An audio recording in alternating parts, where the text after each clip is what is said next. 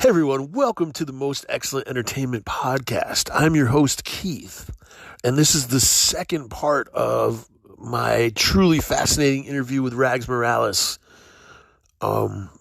Sit back and enjoy this insight into just an incredible artist. So, you were talking about how you moved over to Valiant. Yep. Turok. Yeah. Man. Did you know that was going to happen? I mean, first of all, What? like your art in that was so good, like the arrows and for people who don't know, like it became a video game, like it blew Yeah. up. I mean, Yeah. That was Tony Bedard did the video game. He wrote the video game, yeah, and they used one of the characters that I co-created, the campaigner, awesome. the guy that used to was on this.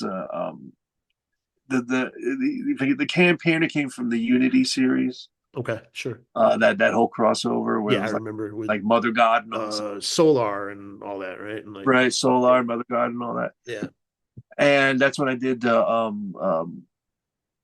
Turok Zero, okay, and they did the Birthquake stuff. sure, So, and it was during the Birthquake stuff that I introduced a character along. I think it was Tim Truman who wrote it. okay, I'm pretty sure it was Tim Truman, but the campaigner, and the campaigner was this big beefy kind of like Conan-esque kind of character, okay. with a skull for a mask, Mm. a human skull. Yeah. The idea from I have a collection of National Geographic. Oh, cool. And I flipped through it looking for ideas for the campaigner, and there was this tribe in Africa that had these skulls. I was like, oh, that's pretty crazy. I love that. Right. And so I put the skull on him, and then I put like the leather tarp on his head, so it was like so I'm thinking like an autistic person. I was like, okay, if that's bone on your face, it's not going to be very comfortable. So Right. You don't want to rub it. Yeah. a leather cowl so you can put it on top of that, and then you put the thing around the head, and then he had this cape of animal skin, and he's being pulled on a chariot of like old, like it was like because back then it was like Forgotten World was like Forgotten Land was like Land of the Lost thing was where they had like a hodgepodge of everything. So it's not just archaic stuff with just bows and arrows, but you also had the Mother God bow that Turok had, or you had these citadels that were like science fiction that were made of metal and had all this shit. So he had this chariot that was like a broken down piece of something that was metal and shiny and with wheels on it, and it was being pulled by saber-toothed tigers, which I thought was cool as That's shit. really cool. Yeah. So I enjoyed that guy, and it turned out he was in there. I never saw it in the video game, but I was told it was in there, so it was kind of cool. I was like, yeah, there you are. I'm in another medium, kind of a Yeah, thing. for sure. But yeah, when I was getting done at DC Comics, I went down to I was kind of frustrated at the time because here I had two titles and nothing was really getting done, and I was getting kind of shit for it, Right. And I was, there are things that are out of my control. So they did understand, but then they did rely on me. So I kind of got shit for it. Yeah. And I never did understand that. And I was frustrated. And then I don't want to name names, but one editor told me that I was on a list for another company called Valiant, Okay. of artists they wanted to work with. Yeah. And that editor said to me, says, on a down low, look, check these guys out. Maybe that might be a better option for you if you're Right. upset. I was like, okay, yeah, okay, that's good, nice to know. I kind of kept the phone number in my pocket, kind of a thing. And I continued on, and the dam broke for me when I did all this work that I expected a decent paycheck, Sure. and it was in December. Okay. So Christmas was time. coming up, Yeah. and at the time I had children. Yeah. I was beginning my family, and so I was like, okay, well, I get this in, and then I have money for Christmas, Right. and so I handed it. I mean, we're talking at a time I'm handling two books at the same time, so it was like getting work and then getting it in, and then getting it in, and then getting, So it was just like, so Yeah. I expected a nice check, and the check was for $7. Oh, And at this time, I had already got in touch with Valiant, yeah. and they invited me to go to a Christmas party. Okay. And so I was like, okay, well, I'll go to the Christmas party, but first let me hand in these pages and I'll Yeah. see what these guys are all about. It's kind of like scout, trying to see what's going on. Right. And I got this check for $7. Why is this $7? It's like I did like $2,000 worth of work. Where's Right. dollars? And it says, well, you're under contract. It says, yeah, I'm under contract. And it says, you get medical. I go, yeah, I get medical. And this is it. Well, they haven't been taking out medical for you, and it's December, so we get into the end of the fiscal year. So they took all the medical that you owed, Wow. and I was upset, Yeah, of you know. course. Yeah. And so I went to the Valiant party, and I was like pretty pissed off. Yeah. And I had with me a double page spread of the Valiant universe. Nice. Okay. And they made a you remember that in the 90s they had like these collectors cards, Sure. Yeah, yeah, yeah. you know? Everything was collectors. They collected Norman Rockwell and Frank Frazetta, and they collected Bill Stout, Right. Right. and like all these like comic book creators, and so that was the thing. Mhm. And it turns out that Steve Masarski, who was the CEO of Valiant, was also in the collectors of cards Okay. too. He was an entertainment lawyer, signed Aerosmith to their Geffen deal, Nice. and worked with the Violent Femmes. Awesome. Hey. So I think he discovered Cyndi Lauper in Manhattan. Oh, hell yeah. He's Okay. the first one to give her big break. Awesome. So he was in the entertainment industry, Right. and so I actually met the guitarist for the Violent Femmes. He was at the party. Nice. Nice. But anyway, I did this double page spread of the universe, and it was the one with the Magnus was in the front, Gotcha. and it kind of like tapered out that way and further away, and you would see Turok, and then you would see Solar, and you would see the Harbinger guys, and, Yeah. Exo Man of War was in there and all that. Right, So right. I was just basically doing it because I wanted to. I had free time because I wasn't getting any scripts, so I started. So well, let me see what these guys were all about, see which characters I feel like I have an affinity for. Sure. And that was basically all I was doing it for, and it was half done. Yeah. It was all penciled out, and I was starting to ink it, and so I brought it with me. I says, well, yeah, let me talk to these guys, and I showed it to Bob, and I told him my story of my $7 check, Yeah. and he looked at it and he goes, oh, this is really nice. This is, oh man, I want to buy it. I said, really? Hey. I'll give you $400 cash. I said, yeah, give it to me. There you go, dude.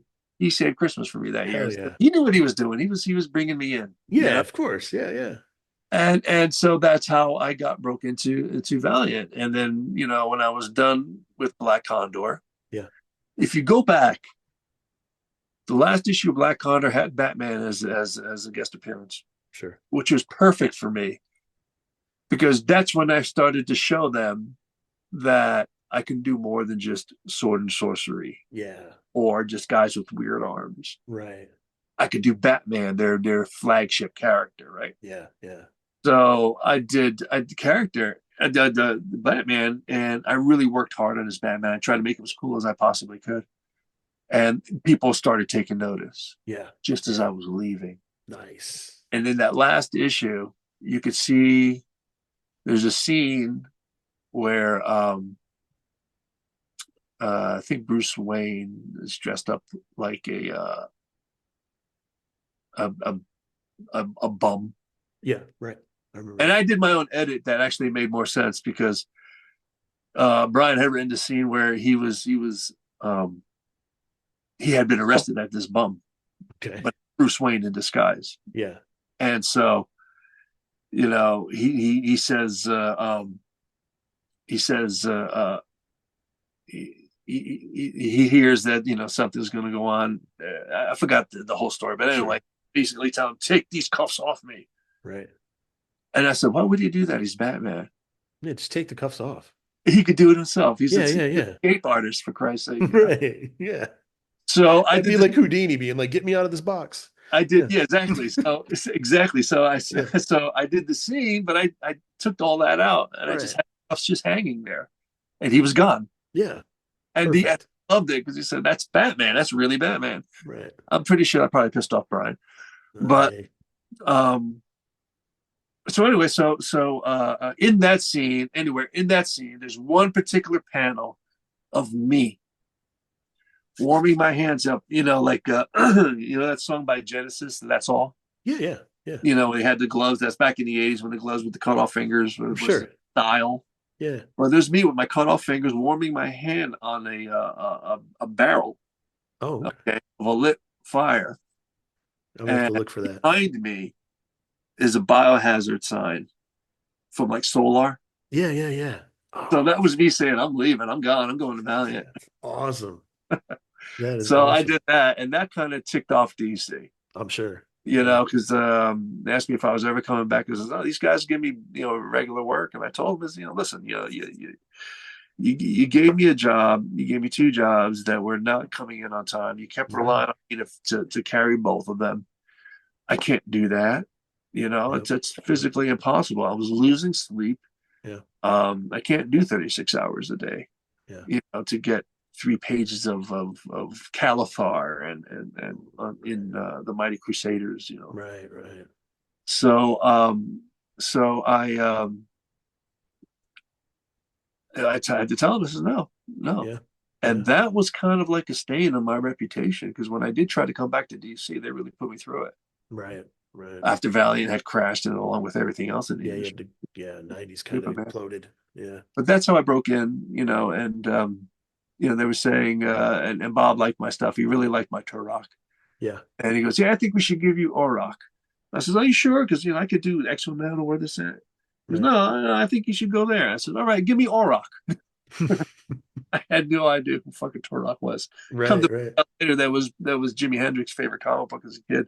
Oh, nice. That's But awesome. yeah, yeah. But I'm glad they gave me Turok because he Yeah. really is near and dear to me. It's probably my favorite character to draw. Nice. Every commission you give me a Turok, it makes me smile. That's I have one awesome. friend of mine who used to write for Hero Illustrated, which was like the Sure. magazine that was fighting it out with Wizard, for the Yeah. industry. Yeah. And his name is John Bourne, and Okay. he and I are friends to this day. Yeah. And he and his wife, when they got married, I did the design for the wedding announcements. Oh, nice. And he has been one of my favorite people in all the world. Yeah. And whenever I do a commission of Turok, chances are Tim. Awesome. That's Yeah, awesome. that's how he knows me as. And then I'm kind of glad. If I ever did another book, if there's one book I would jump at, there's three franchises I would jump at. I'm never going to get any of them because Right. nobody wants to hire this old artist anymore. Yeah. But it would be Captain Marvel, Mm. Shazam, Captain Marvel, Okay. um, Spider Man, Right. because I really think I think I do secondary cast the secondary characters. Yeah. Yeah. The supporting cast. I think I do well, and a great array of villains. Yeah. For sure. And Turok. That's it. Nice. Other than that, don't give me Batman. I don't want Justice League. I don't want the X-Men. Don't give me any of that shit. Because Right. that trust me, I'm not into that. That's just not my bag. Yeah. Yeah. Yeah. I was gonna say, like, growing up, I was a big fan of Roy Thomas and the Right. All-Star Squadron. Mm-hmm. So when they did that revival, I was pretty excited about it. Yeah. It seems like they really got behind the Ray and Starman. Um, Yeah. and Yeah. then and obviously the Vertigo Neil Gaiman and that, but that wasn't really part of it. But and it Right. seems like Our Man and Black Condor and it kind of fell to the background, and I didn't understand that because honestly, I loved both of those books equally. Mm-hmm. And when they ended prematurely, in my opinion, I was pretty disappointed. Right. I mean, I know Black Condor went on to do Primal Force, which I also loved that comic too. Yeah. But I think there was a lot of potential. Like I don't understand, Damage. I don't understand why they didn't. It seemed like there was a plan in place, and then they didn't follow through with the plan. Like that's I that's don't remember the chronology of that, but yeah, chances are, yeah, if they focus things on like that, is that they have plans in the future yeah, to try to get the audience that would follow that more yeah, attention to particular yeah. characters. So if they're doing Starman and the Ray and that kind of thing, well, then Right. are they were going to branch off and do their own books, which is what happened. Yeah, for sure. Yeah. So, you eventually did get back to DC and you got to draw Identity Crisis, which is Yeah. one of the best graphic novels. At the same time, it's super polarizing. Like, Yeah. I was legitimately heartbroken. I loved the Keith Giffen Justice League. Yeah. So the things that happen Yeah. Yeah. in that series to Sue and Yeah. Jean, and it was pretty tough. So, what are your thoughts on that, first of all, and then just kind of go into how the reaction was to that whole thing? I mean, it blew up pretty big, but Right. Right. Well, it fucked with you, yeah, and it fucked with your childhood. yeah, Um, and that was the point, I think. Because when I got that job, and this was at the end of my run at Hawkman, yeah, um, and that's when I got back in DC, rewind a little bit. When I got sure, back in DC, it was at the time of the end of the comic book boom. It right, had right, bust, right? And all these people that were selling 50,000 copies of their basement book were gone. right, All these comic book shops that had been sprouting out of everywhere were starting to dwindle.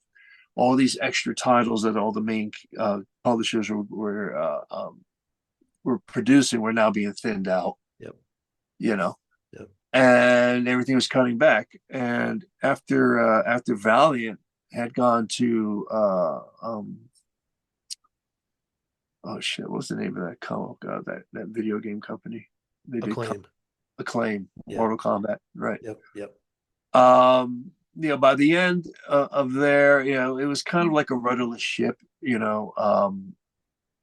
We had the first they had something called Nobro, and Nobro was like the production part of the books. gotcha. And first Nobro started losing people, Mhm. right?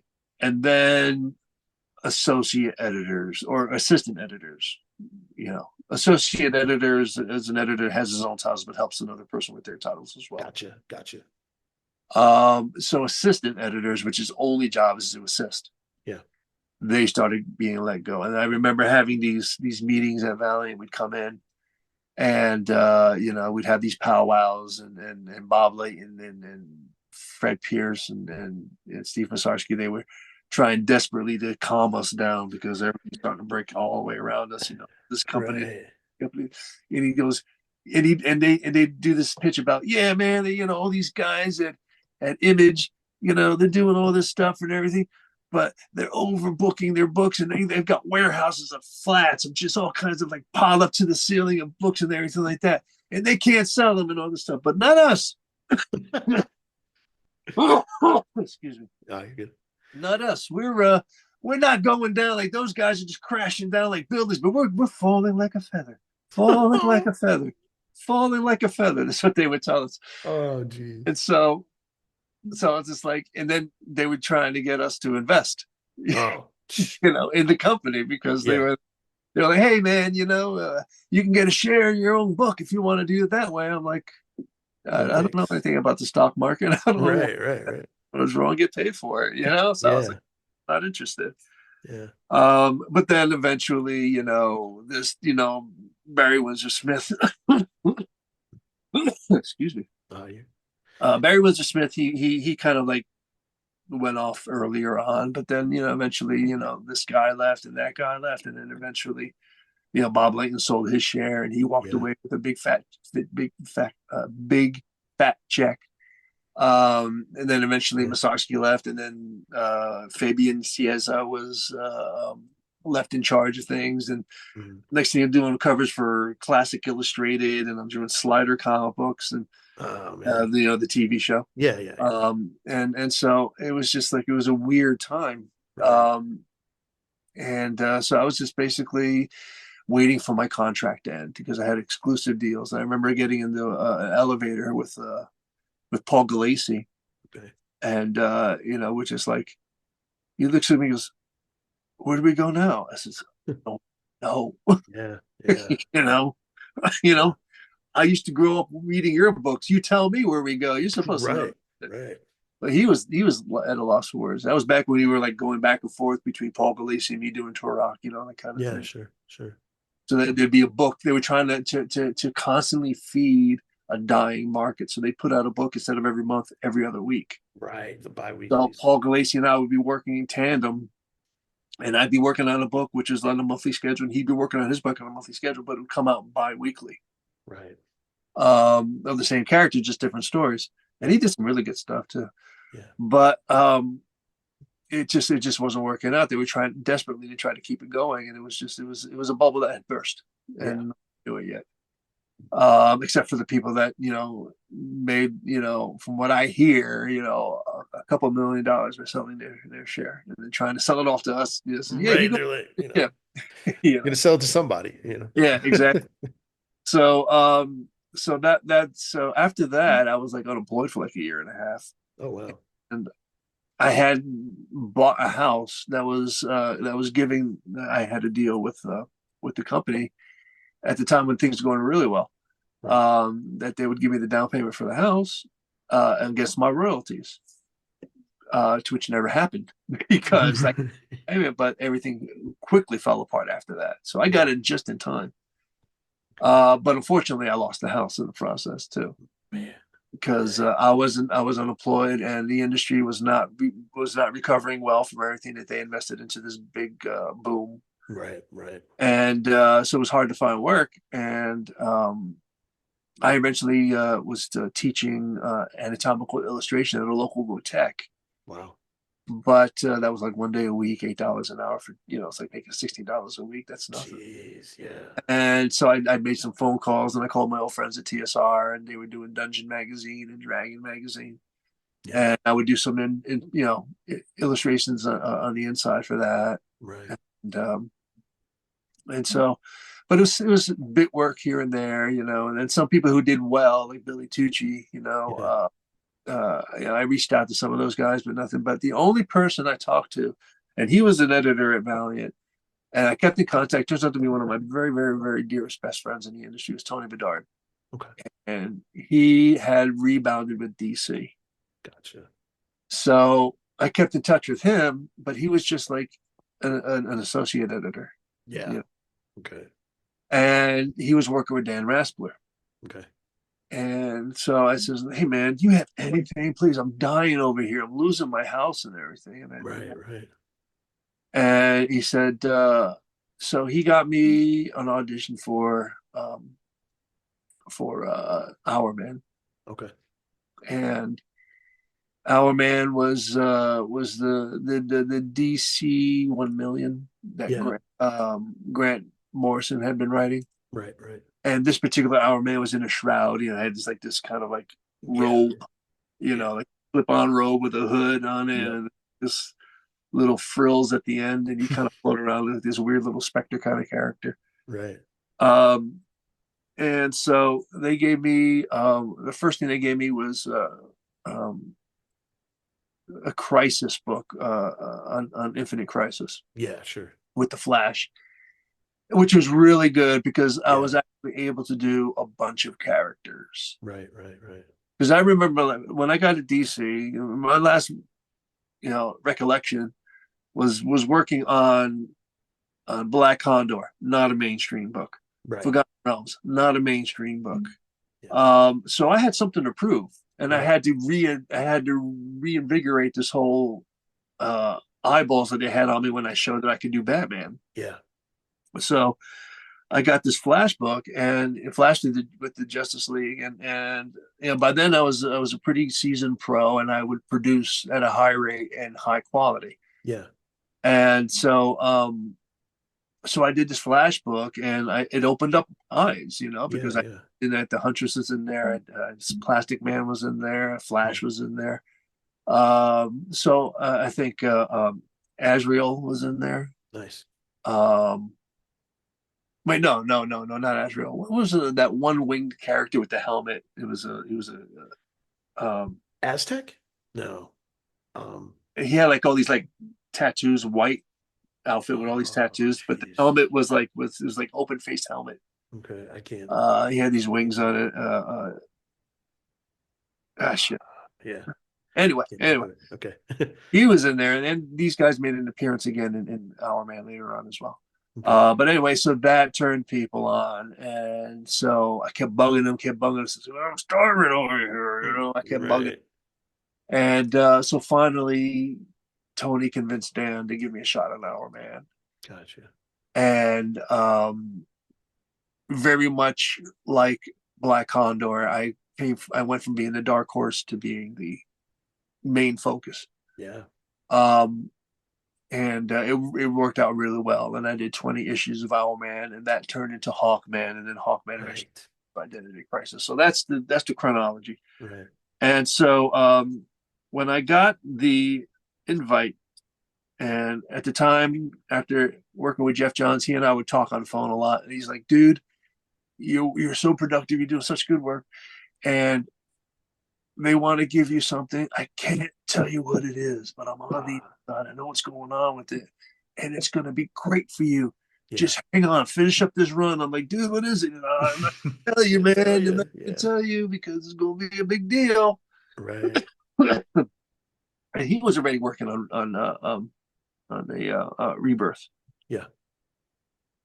and he couldn't tell me because they couldn't decide whether I was going to do Rebirth or Identity Crisis. Gotcha. And they decided to give me Identity Crisis because it had to come out first. Again, a business move. Right. Put your Right. head Right. down, let the machine run. Yeah. And so Identity Crisis had to come out first, and I was faster than Ethan Van Sciver. That's how I got Gotcha. that. Gotcha. And I walked into DC because now they finally, were about to tell me what it was all about. And I went into what I thought I knew the offices. I knew where everybody was. I knew where all the offices. I've been here plenty of times. Sure. But in this particular case, they put me in an area of the building that I had no idea ever existed because I had to go down So something's going on. into the bowels of DC Comics. Yeah. I had this these glass walls where you could see in, Okay. but you can't hear anything, right? And this Right. long. You ever see the movie Network? I haven't seen it. No. You haven't seen it, okay? No. It's about Howard Beale, who's Okay. this newscaster Okay. who's losing his mind. Oh yeah. Okay. He's With hearing voices yeah, with Faye Dunaway yeah. is there, and Yeah. Ned Beatty. Right. Sure. Sure. Sure. Yeah. Okay, Yeah. there's this one scene where there's this long table, Right. a conference table, Right. lamps with like these like little table lamps with these little hard plastic green shades Yeah. all the way down, and at the very end of it is Ned Beatty, Gotcha. who's going to tell Howard Beale how it really goes on. Because Right. Howard Beale has this big following now because he said he's going to kill himself on the air, and that Okay. eyes to the TV. And Faye Dunaway being the general manager Right. Right. Who was decided to the use him to get more ratings because everything was about ratings, Yeah, ratings. yeah. Who was the guy in that? The brown hair? Oh, the classic actor, right? Yeah, yeah, yeah. Oh, Jesus. Oh, I can't remember. I can't I'm remember. gonna try So and Google anyway, it. Yeah, go ahead. that's what it was like. I get to this glass room, and the door, and there's this long conference table, and at the end where Ned Beatty is Brad Meltzer. Oh wow. Okay. And I brought with me stuff to write down with because I knew it was a project. I had to take down notes and everything. So I had like this little DC used to be really great about Christmas gifts. Okay. Here's one of them: bat phone. Oh, that's awesome. It's dusty, but Yeah, it's a telephone. that's cool. All right, so you plug it in, and it's got here's the hang up. So you lay it on Nice. the table, and then when the phone would ring, the lights would light up. Oh, that's awesome. So that was one of the gifts that they gave us. Very cool. So anyway, back then they had given something that was friendly to the writers as well. So it was like this really nice. It wasn't leather bound, but it was like canvas bound. Kind of like with a Sure. pad, slots for pencils and shit like that. So I Oh, brought cool. that with me, Okay. and I was going to take notes with. And so Brad gets up and he walks up to me. First thing he does, he gives me a big hug. Awesome. which kind of took me aback because I'm meeting this first time, right? Yeah. And he pulls back, he grabs, holds my arms, and he says, "Hey, I'm Jewish, is what we do." I says, "Hey, I'm Puerto Rican, is what we do too." Right. So I was like, "Hey, so it felt like a very, very nice, warm, friendly embrace." And Sure.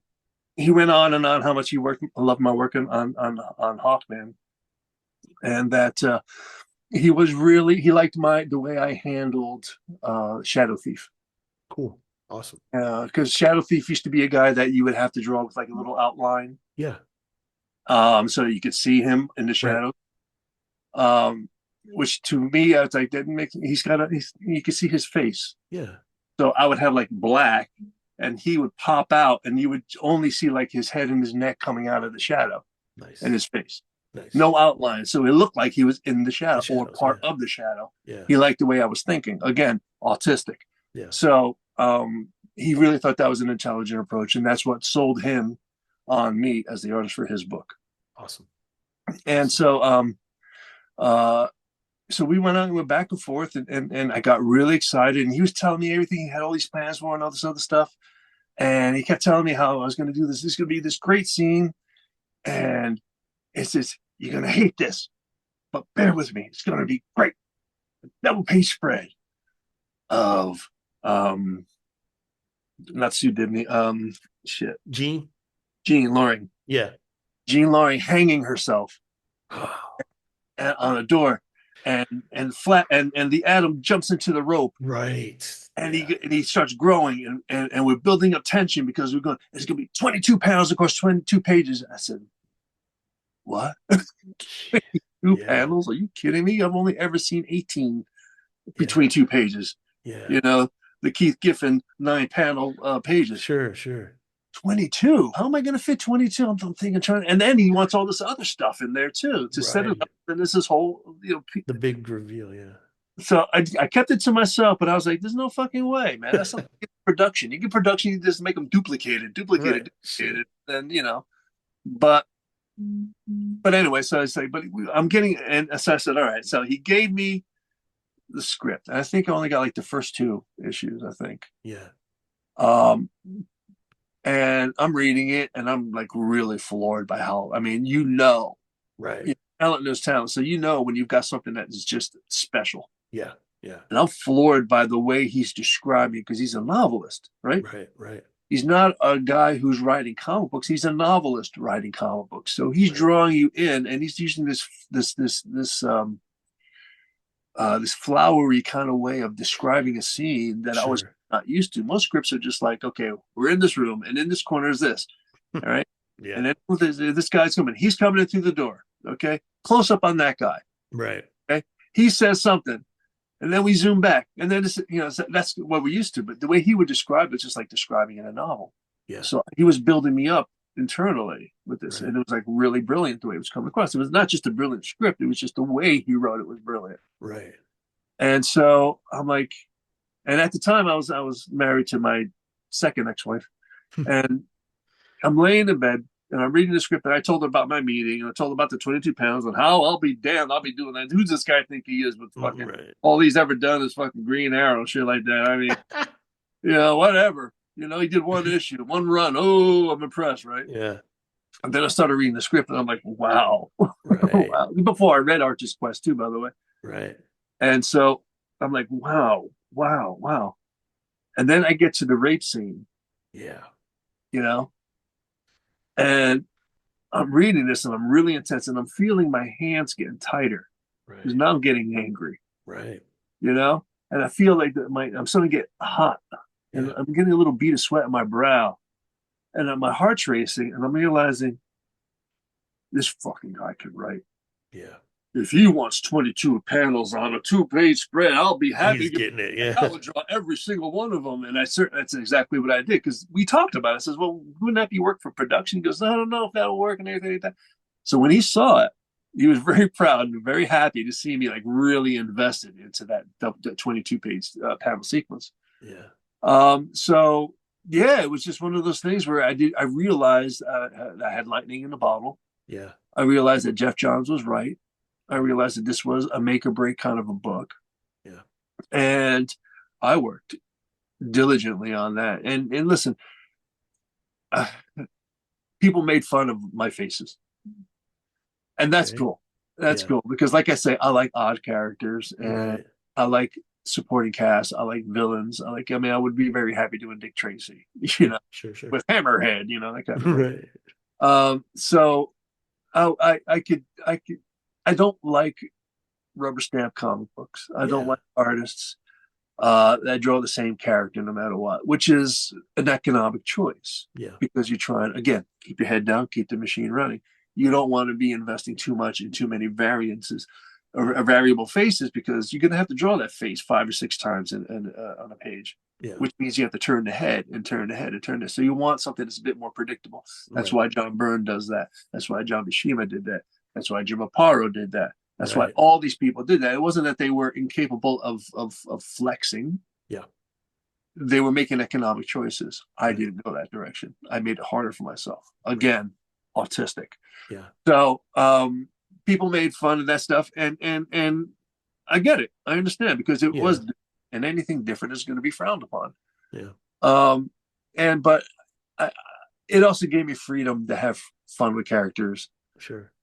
like Captain Boomerang, to Mhm. make him, a cross between Jackie the Joke Man Martling and Rod Jeremy. Yeah. Yeah.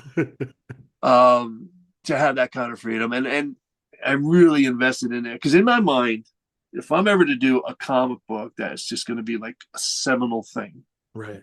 like my epic, I'm building models of the of the city and the rooms, and I'm lighting, Right. Right. and I'm doing clay sculptures of the characters, and I'm turning it, and I'm drawing as I'm turning it. Right. That's the way I'm thinking. Yeah. The closest I ever got to it with this particular book was actually be able to find a bunch of actors and public figures and athletes, Sure. try to characterize them a little bit and turn them into a comic book character, Right. which is in the back of my of the special editions. You read that, that was my process, and so I got all this. I did back. We used to call them swipe files. We'd get a magazine, you'd cut them out, and then you take your rubber cement, and you'd paste them onto paper, and then you'd clip them together, and that's your swipe file. You would Sure. just go back there and flip through it and use it as reference. Yeah. And that's what I did. I did that swipe file stuff, but it Mhm. was printed on a computer instead. Right. And so I had like all this information. It was just such a great time, and I had a great time creating it. I had a great time reading it. I had a great time seeing the responses to it. I get a great time working with Mike Bair. I had a great time working with Alex Sinclair on it. Ken Lopez did some really nice lettering, and Yeah. of course Brad.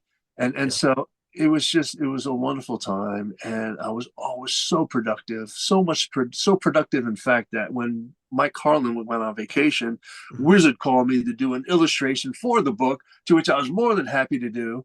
But I didn't like Nice. the illustration I did because it was just kind of something I threw it together really quickly for them. Yeah. That turned out that I did another version of it as a variant cover of my pencil of just the group with elongated his head, like snaking through between, Sure. looking at the audience, breaking the fourth wall. Sure.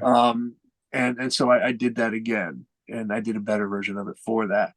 But when Mike Carlin got back from vacation, he was pissed. He's very personal with his books. You can't Yeah. go away from him for any reason whatsoever. I remember I was working on Black Condor, and I had a scene where it was just a little panel of of Lex Luthor in like 1974, Yeah. because it was the Sky Pirate. The Sky Okay. Pirate was the villain, and he was like Sure. going through this whole background of his of his becoming the Sky Pirate. And one scene is like Lex Luthor holding like a giant ceremony check for like two Right. thousand, Right. Right. shit like that. Yeah. Like uh what's that guy, publisher, Like clearinghouse, Ed McMahon and the. Ed McMahon. Yeah. Sure, Yeah. exactly. So I called up Mike trying to do my very best, um of and I said, listen, do you have any reference of what Lex Luthor in '74, where you can direct me to it, because I've got this scene where he got really upset because he was doing Superman at the time. How dare you use one of my characters? So he got pretty hot in the collar when he come back from vacation, found out I was doing some extra shit. Oh man. But I did it, and I did it on time. I did it when they wanted it. I did it in the afternoon, so I did it quickly, and that was it. Right. I moved on. I kept on. I kept with the schedule, and nothing was really broken. He just didn't like not knowing or being a Yeah. part. Sure. sure. and that's what was really upsetting him. And it's funny because to me, I would see that as extra promotion. I'd be glad that you went That's off the and way I did was something seeing it. that, I was like, my yeah, God, Kitty Wizard, Wizard with the top 10. right, No, no, nothing. Nobody ever put me in Wizard, and I made right, top 10 with as far as like 5 or 6 or something like that. yeah, But hey, it's the kind of thing that's good for your career, absolutely, yeah, and that's what I was thinking. So, and that's what I did. So, yeah, um, so that was it. It was really a wonderful time, and it was the royalty checks were great. And then, like I said, my second ex-wife, when yeah, we were divorcing, she saw the checks coming in, that royalty checks, and it right, was just like I was like, well, it's sad to see it go, for but sure, I'm moving on now. right, right, Um, so that kind of pissed her off, but yeah, yeah. whatever. Yeah. That that kind of going back to how you left DC and everything, that kind of explains things for me a little bit as someone who was reading comics because I remember when Valiant shut down, I felt like you and Bart Sears were like very hot. Yeah. So for you to not get a book for a while, I get it now. I didn't Totally. understand it then, but I get it now, man. It's like I Um, said, Rucker. We had Greg Rucker and I were having a cab ride one time, and we were having this conversation where he says, "Man," he says, "we were just talking about something that was going on industry, wise." And he said something like, because I was in the front seat and he was in the back with his wife, sure, sure. and he says, "Man, I just don't understand it." I said, "I don't know what's going on," and I kind of turned back. I says, "If you don't know what's going on, it's about money." Right. And he Sure. said, "Can I use that?" Yeah. Hey. I says, I says, "Yeah, you can use it because I've been using your line the entire time that the only thing free in life is hate." Oh man. Yeah. So Yeah. yeah, this is one of those moments. But yeah, yeah. Right. So after Identity Crisis, you were the guy again. Uh-huh. So what happened from there? Just Well, it was. It's kind of like when you're all of a sudden a hot actor, all of a sudden you're doing everybody's TV show. yeah, You're sitting down with all the late night TV shows and you're doing all these cameo appearances and stuff like that. So it was kind of like that. Um, and I sat and it was one of those things where you would have sit downs all the time with all like the publishers and stuff like that. yeah, And and I would go to Valiant or to the offices in DC, and they'd take me out to lunch, and we'd have a liquid lunch and that kind of stuff, and we'd talk and yeah, stuff. And I remember just saying, "Listen, whatever's the next big thing, let me know. I mean, I want to keep the momentum going. I just want to keep it going, keep it going, keep it yeah, going, yeah, yeah. the whole thing." And so the next big thing was killing Max Lord, Oh man. Yeah. and so that's when they gave me Wonder Woman. Right. And I was like, "Oh, great." I never thought of working. I mean, I obviously know the character. I used to watch the TV show. My father and I Sure. watched the TV show downstairs in our rec room for two very different reasons. He just wanted to ogle, Linda he just, Carter. Yeah. Linda Carter, and I wanted to watch the fantasy of it. Yeah. So, so yeah, love to do Wonder Woman, sure. And killing Maxwell Lord, sure, I can do that. And so I did, but what fell apart for me is um I told you I had a second ex-wife. Yeah. Yeah. And that's when my second ex-wife decided to become my ex-wife. Gotcha. And when you're working at home, and people say, I can understand why you just can't just throw yourself into your work. Just go to work, just leave that part behind you. But Yeah. when you work at home and you have a baby girl, Right. yeah, and you kind of like used to hearing the pitter patter, you're used to the conversations, you're used to the routine. Um, Work and home are one and the same. Yeah. Even though Yeah. you're sequestered in your studio, you're doing your thing, there's always that outside noise that is comforting. Yeah. And of course, you're in love with people too. So Right. when they go and they take your daughter with them, Yeah. um, it's the silence, you know. Yeah. And that's why I had a hard time keeping up with, you know, Sure. with it all. Right. Trying to figure out how to be a weekend father. Yeah. And now with 4 children, Yeah. I had 3 with my first ex Right. and 1 with my second. So being a weekend father with 4 kids and everything like that, trying to make those logistics work and trying to deal with 2 ex-wives at the same time and trying to keep up with the book Yeah. when you're heartbroken and you're depressed. Yeah. So it was a very difficult time for me, and I never really recovered from that. Right. And it was the beginning of me being a very productive and respectful. I mean, a 19 issue run on Forgotten Realms, a 20 issue run on Our Man, Yeah. 21 issues of Hawkman, the 7 issue run. You know, Yeah. um, I did 15 issues of Turok, but that was kind of like broken up, and Yeah. Howard Simpson was helping me with that book too. So um, I went from being super reliable and super productive to being not reliable at all. Right. And you know, it was financially okay because I was still getting checks, Yeah. but it was emotionally draining and very difficult. And I it's not that I love my ex-wife, and it's not that at all. Sure.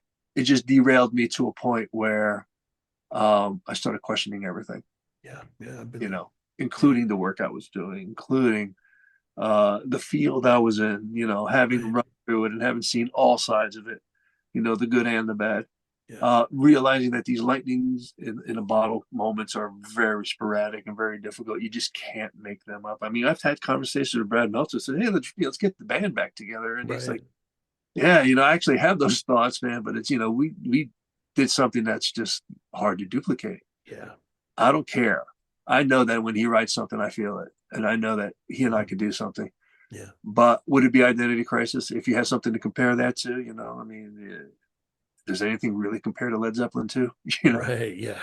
Yeah. um, so it's one of those things where it's just like it's kind of go about your difficult way, and I got one job and then the next and then the next, and it's just I just kind of lost my desire to really give a shit, you Yeah. know, Yeah. about this field anymore.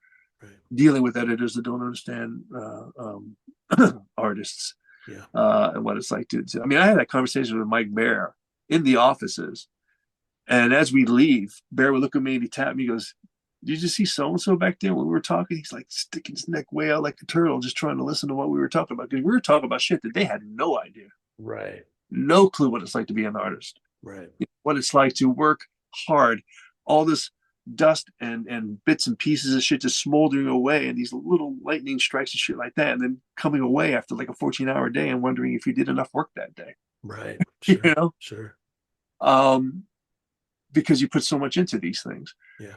And so, yeah, man, it was just one of those things, and then you know, from there, I don't know, just kind of fell apart a little bit. Yeah. Yeah. Still doing decent work, Right. but again, you're not feeding the machine that it is what it is, Right. and so that was about it for that. Yeah. Yeah. And I mean, nowadays, it seems like you're focusing on commissions. Yeah, You don't do a lot of mainstream work, but the not that I commissions, don't try. yeah, sure. But you know, the I'll get, commission stuff I that get you do the though email is, says, yeah, I'll just kick it down the road, see what happens. You yeah, never get back. yeah, They've one of the other problems with this industry is that they've gone corporate. So sure.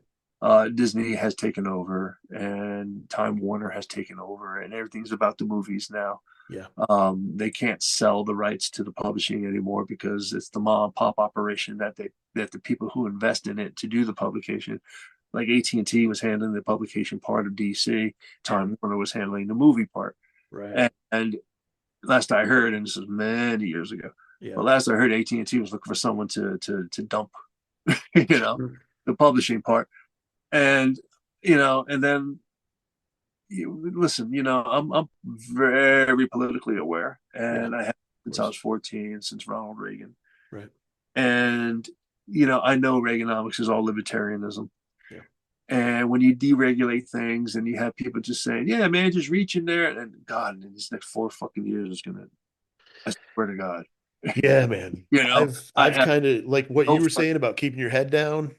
oh, I think I'm no just going to fucking, take that stance as much as I can because last time he was president, I about gave myself a freaking heart attack, man. dude, it was like, it was like, I listened to Stephanie Miller Yeah. in the morning on Free Speech TV. Yeah. And it's like a morning show and it's like politics, but haha politics kind of Right. thing. Sure. They describe it as being like in front of a fucking tennis ball machine, you know, just dealing with this every fucking day. Is there something going on with this insanity? Right. Right. How this guy has this much energy to fucking put up with this shit. I mean, him as an asshole entity that he Yeah. is, Yeah. Yeah. Yeah. I am exhausted.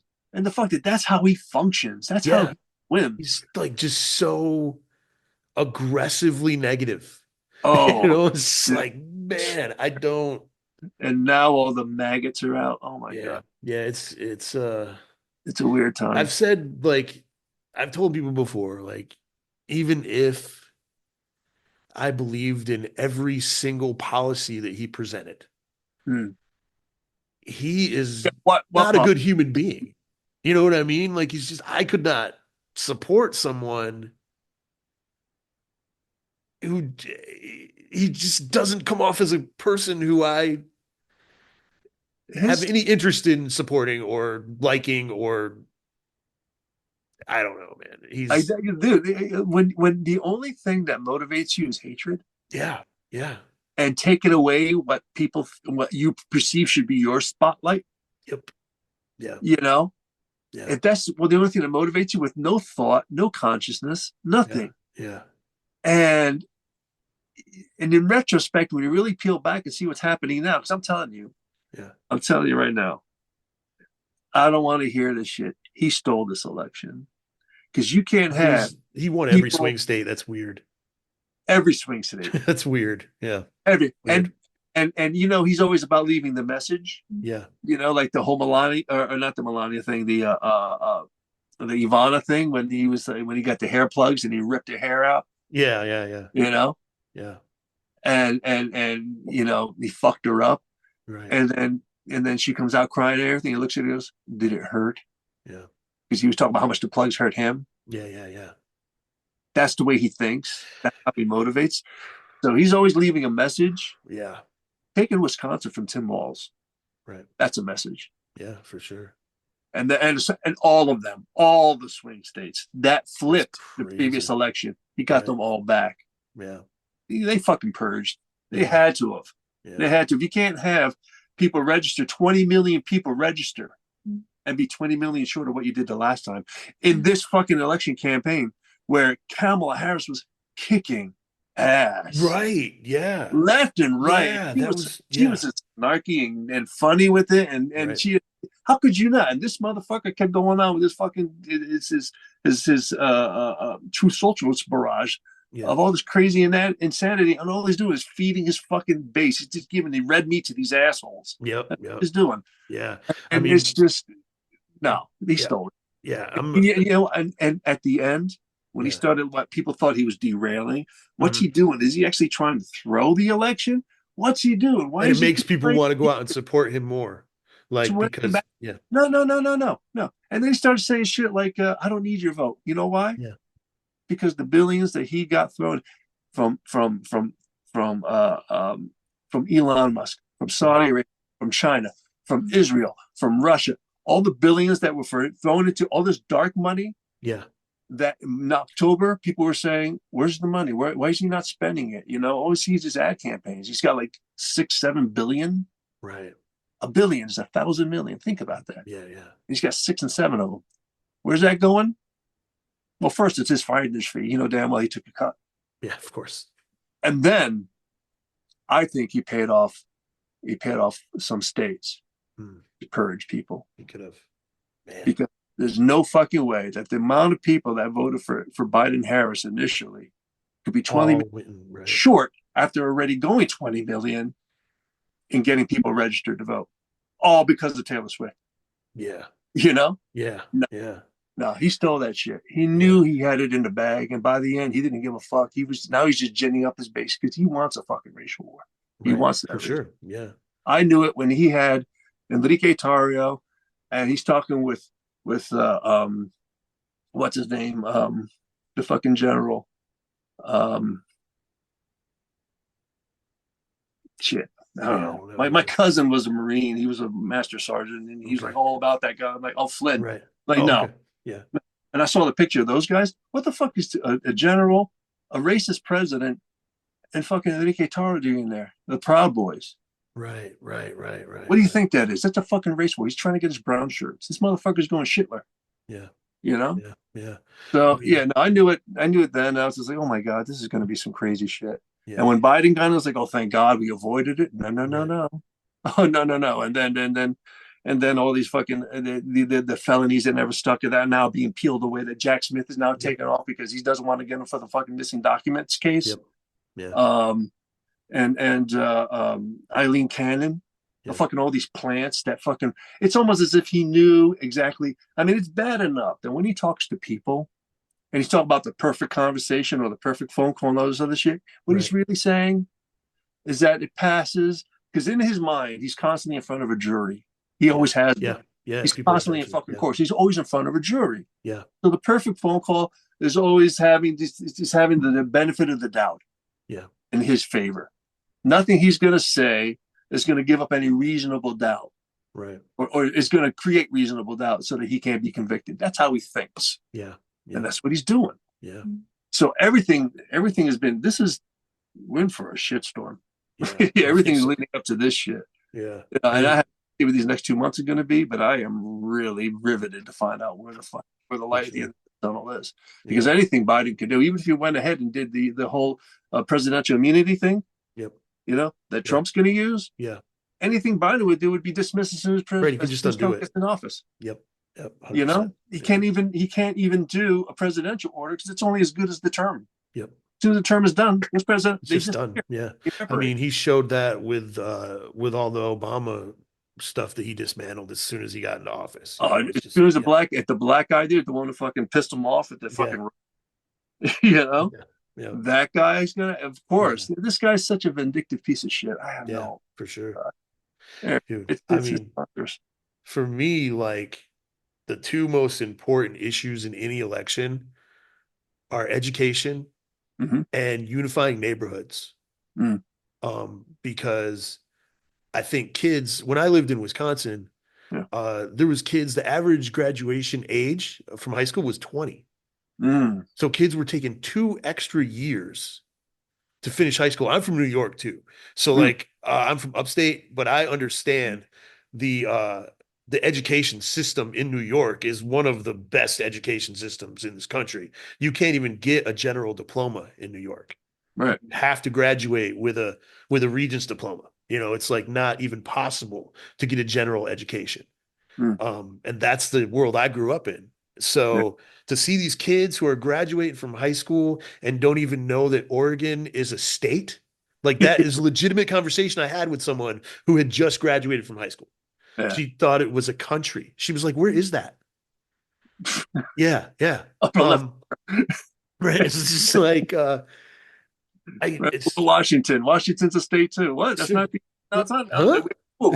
Yeah. So I mean, I feel like there needs to be better testing so that we know that the kids are getting out with the right stuff, and there needs to be better training for teachers. Well, it's not even that. It's not even that. Yeah. The teachers know what the fuck they're doing. They're just not teach anymore. Yeah. And No Child Left Behind. It's all about just keeping things in a cubicle for kids because that's what.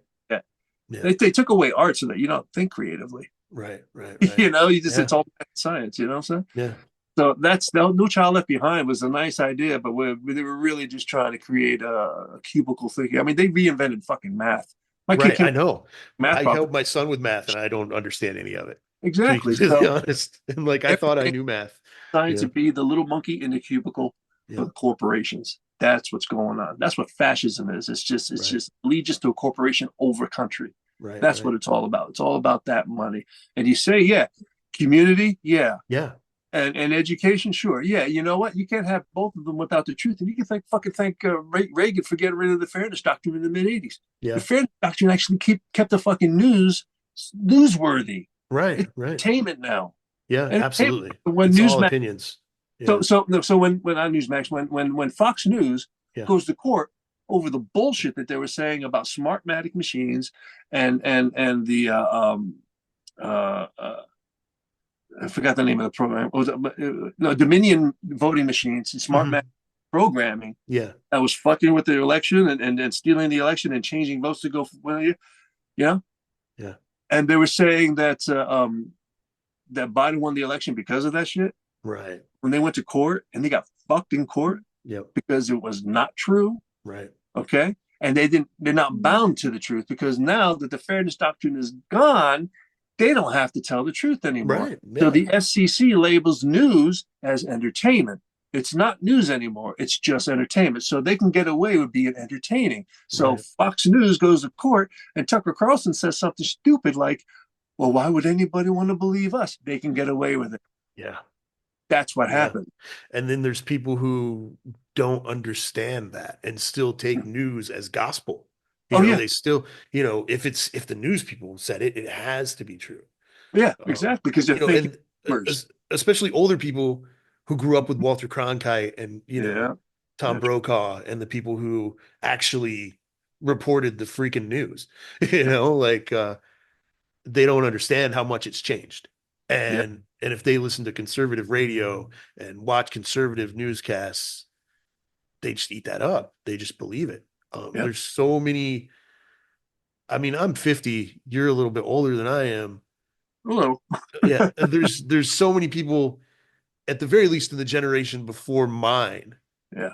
um, who don't understand how much the news has changed, Yeah. and who grew up, especially older white people who grew up with Reagan and kind of saw their people prosper, so Yeah. they are still conservative and they Yeah. still don't get the big picture. Like they don't understand how different it is. I'm so glad I'm Generation X, because we are pretty aware. I mean, We're there's the a lot of us who aren't, but I mean, last ones that have civics, social yeah, studies. We're the last ones that have that shit. yeah, It's funny because I also listen to Tom Hartman a lot, right, sure, and he does. And I'm subscribed to Free Speech TV. Is where I get a lot of my information from. okay, And in his show, and it's like Tom Hartman University. right, It's the show for people, for smart people get their information. He calls it, yeah, because it's very thorough. Because he's a political analyst. He's also right, an historian. The man written many books. So yeah, uh, he has a lot of, and in his breaks, he does this like little. He'll read excerpts from interesting books, and right, he'll tell you the story about the guy who was the kid hmm, that stood outside of the door where Adolf Hitler and Eva Braun killed themselves. wow, He was, by then they had the kid Nazis, yeah, yeah, yeah, yeah, and his job was to stand outside the door, yeah, make sure nobody got in. And then, so he wrote a book, right, and his book was about how, because he got away from all that, because he wasn't a kid, because he wasn't an adult, he was a kid. He was actually able to evolve beyond that, right, which adults were all in, right, so he wrote a book, and in that particular book, and I don't remember the guy's name, and I can't remember the book, but in the way he talks about how this happens, yeah, and it happens very slowly. This kind of thing is a long game. This is the one time when a corporation isn't about immediate profits. yeah, It's when they start thinking way down the line and they right, follow somebody like Hitler or Mussolini or Pol Pot or right, Stalin. And right, they watch how these fucking insane motherfuckers do it. And it's always a very slow process because you think you're in 1970s still during the 80s. right, You think you're getting news that's reliable. right, Meantime, exactly, you're starting to get reports about the the air traffic controllers union being gone, and you yeah, see your union parents trying to find or quitting unions because now these guys are starting to rake off the top instead of helping them with their contracts, Yeah. right? So you start seeing this as a kid, and you start watching this shit happen, and then you start to see your parents getting away from something they've been doing for 20 years because the union is no longer a viable thing. Your mother's working at a fucking factory making those little orange caps for Elmer's glue. Sure, sure. And your father's working at some fucking factory and this other shit. And it's like, what the hell's going on? Right. You know, I mean, just go back to meat cutting. And my parents were meat cutters and a meat wrapper. You know, wow. Grew up on choice cuts because they knew what they were looking for. Yeah, yeah. And so they went from that to doing that, and then they eventually divorced and all this other shit. So it's just like, huh. So that's why I started paying attention. You know, I was my last recollection of the Carter administration was during 1980, 79, 80, when they were it was doing the election campaign for Reagan, and I'm watching the news and I'm seeing oil tankers outside of American territory just sitting there instead of going in. And when we have a gasoline price, remember, you might be too young for that. But when I was a kid, I remember even odd days. Your license plate used to have an even number or an odd number at the very end. Mm-hmm. And depending on what your number was, it was an odd number. Yeah. That was the day that you were allowed to go get oil or get gas because interesting. British. Okay. Yeah. And it would be every other day. Okay. Those days would be available. So if you went on a Monday, then Wednesday, and then Friday, and then Sunday, and then that would turn into Wednesday or Tuesday, and then Thursday. So it would flip like that. Okay. And so that's the only days you can get gas. And I remember waiting for 15 minutes just to get gas. Right. You know, I remember those days. Right. I couldn't understand why they had an oil tanker outside when we had a gas shortage. Right. And I'm like 13 years old. I'm like, what the fuck's going on here? Yeah. You know, get that in. And everybody, of course, blames the president because everybody who doesn't understand politics and how it goes is blaming the president. Okay. Because they think when their guy gets in, they can get a dictator. Right. And they shit. Yeah. And all your pet little peeves is going to be fixed. Yep. They don't understand that when you vote for a guy, you're voting for the idea that you want to stay alive. Because human nature is such. If you sit down and you don't have to work for something, it goes away. Yeah. But if your constituency says, "Hey, listen, this is what we voted you for," keep that up. You may not get it first term, you not get it in the second term, right? But it's in Congress, it's in Senate, and it's going to stay with them as long as you keep bitching about the stop sign at the intersection you have to have. You know, otherwise it evaporates. So when you vote, you're voting to keep your ideas alive. That's why you're either in this camp or that. You're either in the business camp and traditional camp of the Republicans, or you're in the progressive camp and the social network that's in with the Democrats. Those are the two camps you're in. It's how your ideology goes. You know, I'm tired of hearing people talk about the 401 fucking K, and that's how they vote. Fuck you. Yeah. People are starving. You know, we don't have union jobs because of people like you are libertarian. You know, So that's what goes on in there. So anyway, it turns out that. And you find out later, like 40 years later, that it's all about, the Republicans are with the oil companies and they want the Democrats to look bad while they're in office so that their guys get the tax cuts that they want. You figure this shit out later. That's what's going on with the economy. Everybody thinks the economy is about what you pay for a price of eggs. No, it's not. That's not the economy. The way you judge the economy is employment rates and wages. Those are the two things that make the economy. Yeah, for sure. What they're bitching about is the private industry. The private industry doesn't have the government tell them what their prices are. They figure it out themselves. And anything that they can do, just like that oil tanker outside the American territory, they're going to gouge a Democrat in office because they want their tax cuts when they get the Republican and when people have had enough. That's how it fucking works. Yeah, I've had that conversation with people. Actually. One thing that I want to say before we get back to the art. And a lot of people might, what you said about voting for the idea. I voted for Cornel West. And a lot of people say that I wasted my vote. But to me, he was the only candidate. Say what you will about his personal life and all his kids and whatever, but he was the only candidate to me that was really focused on critical thinking and trying to get communities back together and trying to help kids succeed. Like that was his platform was let's work on this country from a base level Yeah. and get everybody back together as a people. And Yeah. that's why I voted for him. And I knew he wasn't going to win. He was only in 12 states. Yeah. He's only on the ballot in 12 states. I had to write him in Indiana. Right. But to me, that was my statement.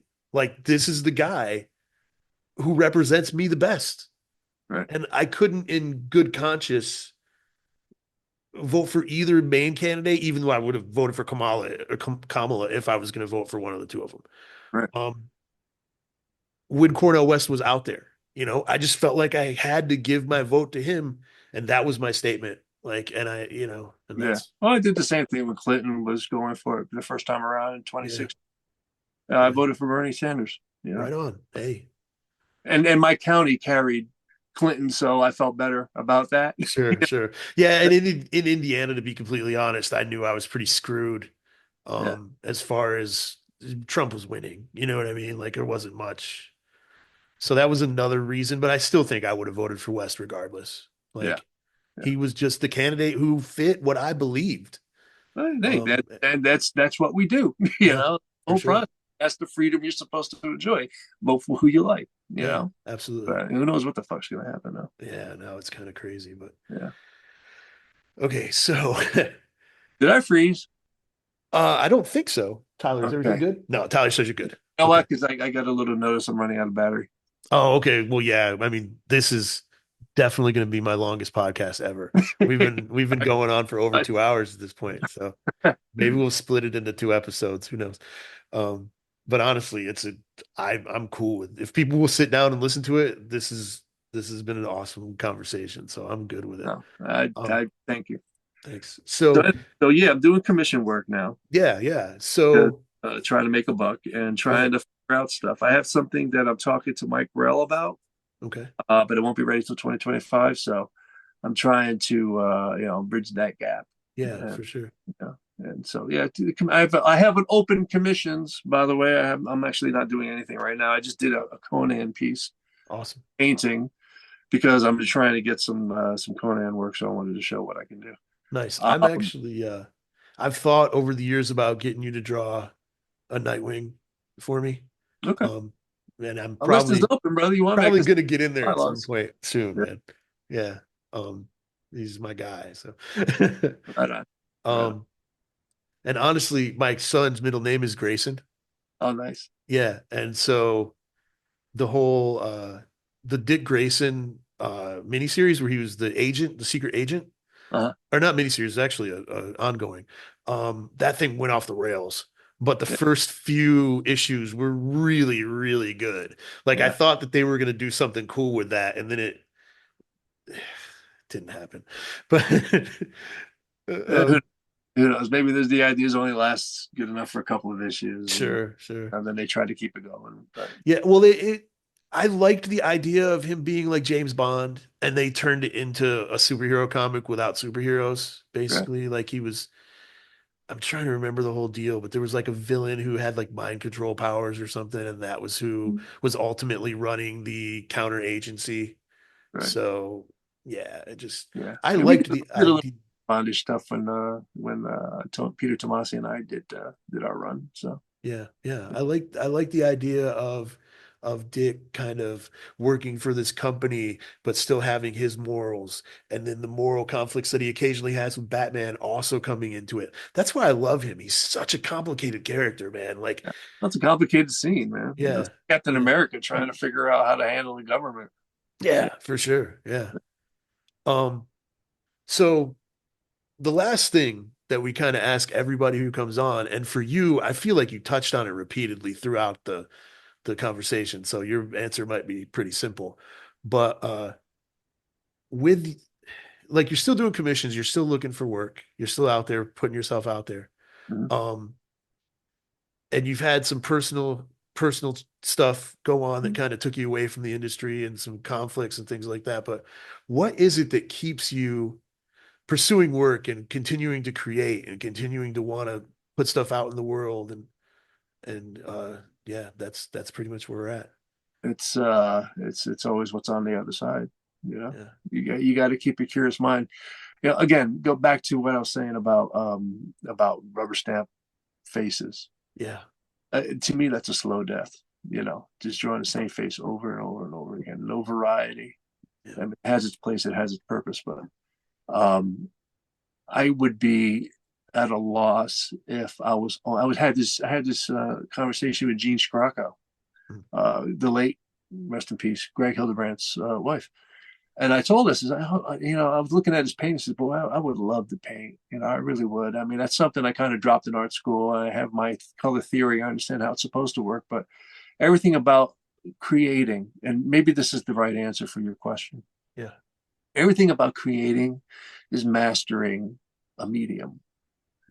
And that's where the term masterpiece comes from, which is why a Michelangelo would go from painting to cathedral design to sculpture. It's about taking this germ that you have as a creator and trying to do something else with that. What else can I do with this? So I don't think I can take penciling any further than I have in my commission work, where I did these fully rendered, fully blended things, working with different kinds of pencils at the same time, not just one pencil, but different types of pencils, you know, a 2H or an HB or something like that. Um, and I've kind of gotten to the point of complacency with inking where I feel, okay, well, if I could take a zero brush or a one brush, or I take my Pentel brush, it does this, it does that. Because there's the old adage of it's a poor craftsman that blames his tools. Sure. And that's the point. The point is understanding what that tool can do and not do it for anything other than what that tool is good for. Yeah. You don't use a screwdriver to nail a hammer or nail a nail. You know, Right. you don't use a hammer to nail a screw. Yeah. It's different tools for different reasons. So if you work in color, it's a very different mentality than working in ink, even though you kind of have the same basic ideas. I said that when I was working in pencil, really full blending. The cool thing about working in pencil is that you're actually coloring, but with gray tones. Sure. So some of these rules apply, okay, but adding tone to it, adding tint to it, you know, Yeah. changes. So you got different values now, and in color, not just in gray tone. So it's just the curiosity never dies, you know. When you're a craftsman, you're a craftsman, period.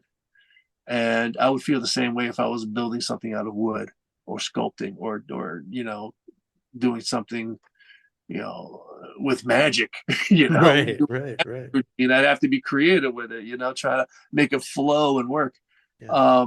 It's just the germ never dies. It just changes with what tools you're working with.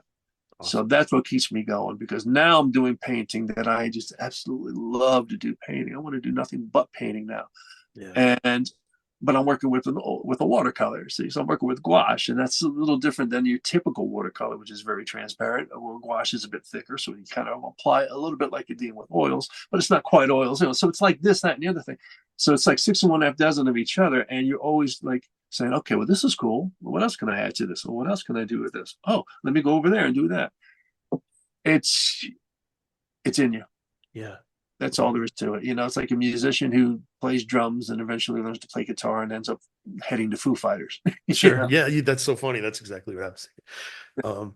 Man. So I also want to go back real quick and say Led Zeppelin 2 is the first Led Zeppelin album I ever listened to, and it's my favorite album to this day. My It's so favorite good. album, period. It's the best album I've ever heard in Is my where life. one was leading to, Yeah. right? Yeah. And then It's three so was good. good, but it kind of like, yeah, it was only good in bits and pieces in my Right. mind. Right. And Sure. Physical Graffiti was just great, Oh man. you know. Yeah. Yeah. But yeah, it's but Yeah. two, that's the seminal I album. love it so much. You Yeah. know, like Aerosmith rocks. Everything was leading to that, and it kind of fell Right. apart a little bit after that. And then you had some Right. good stuff, but it Yeah. was never rocks again.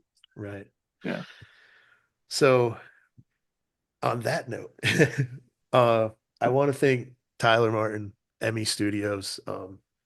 Thank you, Tyler. I Yeah, didn't see you, but I appreciate you. thanks for bringing everything into the house and getting the studio set up. This was cool. It was nice to not be doing this on my phone because that's how we've been doing it for the last few months.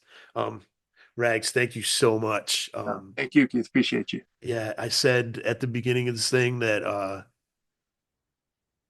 I admire your work so much. I mean, it's hard for me to put it into words when I talk.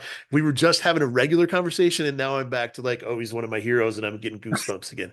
Stop But it. nah, seriously though, man, I love your work. This was such a fun conversation. We're finishing out our season at the end of the year, and then we're going to take a couple months off and do some clip shows.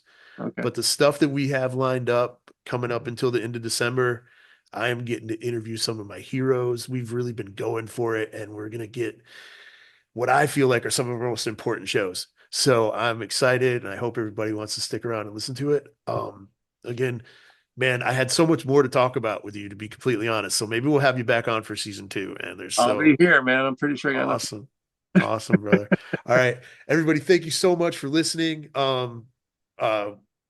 Check us out on Spotify, Most Excellent Entertainment Podcast, and we'll be back next week with the Most Excellent Entertainment Podcast. Hey, everyone. Thank you so much for tuning in to this special 2-part episode where I got to have a conversation with one of my personal heroes, Rags Morales. And for the first time ever, I must have been so flustered that I forgot to roll out the red carpet for Rags.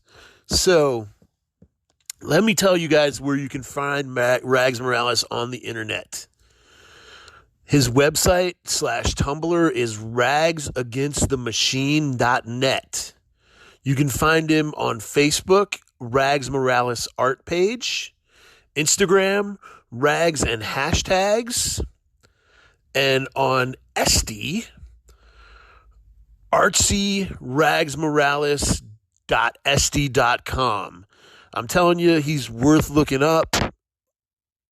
Buy something from him, support him. The guy is a legend who unfortunately was never really able to maintain his momentum, and we talked about that a lot in this podcast, but he's just a gift and such a talented artist, and he's also got something coming up soon where he's going to be working on some covers for Armory Wars, returning to Valiant, or whatever Valiant's called these days. And one other thing that I did want to say, Rags was right about Camelot 3000. It was strictly a UK production under DC Comics that just to me, I guess, rang familiar with Jim Starlin's work. There was a lot of Dreadstar influence in there, I think. All right, anyway, that's it for real. We'll see y'all next week. Come back for another phenomenal episode of Most Excellent Entertainment, the podcast.